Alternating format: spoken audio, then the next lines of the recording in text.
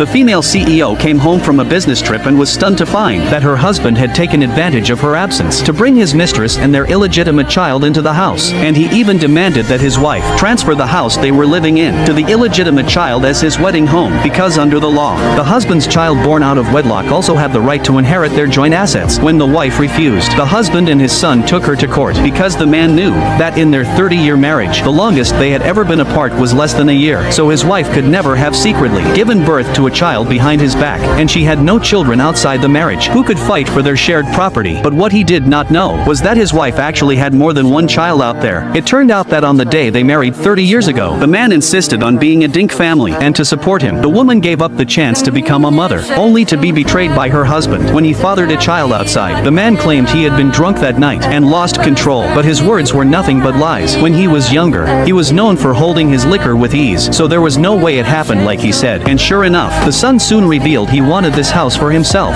The woman snapped that he was dreaming. She had worked half her life to save that money and would never hand it over to an illegitimate child. The young man was unfazed, saying he was the only legal heir anyway. The man immediately stepped in to support his son, saying they had been childless for 30 years, and having a child around when they grew old would be comforting. He thought his wife was still naive enough to fall for that, but the child had no blood relation to her at all. When persuasion failed, the man played his trump card, saying that if the woman had children outside she could bring them home too.